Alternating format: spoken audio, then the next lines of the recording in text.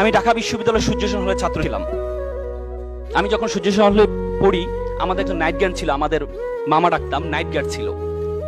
তিনি সারা রাত ধরে ডিউটি দিতেন, সকালে পিঠা বিক্রি করতে। তো আমি বললাম, মামা আপনি সারা রাত ধরে ডিউটি দেন, সকালে আবার পিঠা বিক্রি করেন, আপনি ঘুমান কখন? সে করবে, মামা একটু একটু দোয়া করবেন, আমার ছেলে এসএসসি তে এ প্লাস পেয়েছে, এসএসসি তে পরীক্ষা দিচ্ছে, যদি এ প্লাস পায় তাহলে আমি তাকে ঢাকা মেডিকেলে ভর্তি করাবো, আর মেডিকেলে ভর্তি হওয়ার পর আমি এর চাকরি ছেড়ে দিব, রাতে ঘুমাইতে পারেন, এই চাকরি আমি করব না। আমি বললাম ফাইন। তারপরে কিছুদিন যাওয়ার পর দেখি মামা দুপুরে ফল বিক্রি করছে। তাই বললাম, মামা সারা ধরে ডিউটি দেন, সকালে পিঠা বিক্রি করেন, দুপুরে ফল বিক্রি করেন, আপনি ঘুমান কখন? সে বলবে, মামা আমার জন্য একটু দোয়া করো, আমার ছেলে এই প্লাস পেয়েছে, কোচিং এ ভর্তি করাইতে হবে, 20-30 হাজার টাকা লাগবে, এই জন্য আমি একটু কষ্ট করছি, ছেলে মেডিকেলে চান্স পাওয়ার পর আমি তো চাকরি ছেড়ে দিব। তা আমি বললাম যে, মামা ধর্মকর্ম শিখান্ত ছেলেকে।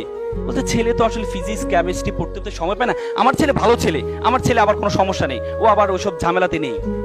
মা বাবা তো সবসময় সন্তান তার কাছে ভালোই থাকে।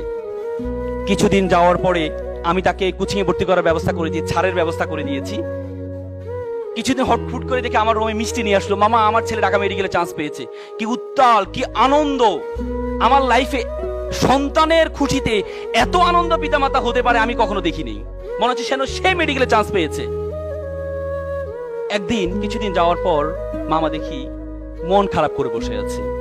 আমি বললাম, মামা আপনার মন খারাপ কেন? আপনার ছেলে ঢাকা মেডিকেল পড়ে, আপনার জীবন আর ঠেকে কি, আপনি মন খারাপ কেন? বলছে, বাবা আমাকে ক্ষমা করবেন। কি হয়েছে মামা? বাবা আমি আর পারছি না, বাবা আমি আর পারছি না, আমার ছেলে ইয়াবা আসক্ত, প্রতিদিন বাসায় এসে শোকেজের গ্লাস ভাঙে, আলমিরার গ্লাস ভাঙে টাকার জন্য।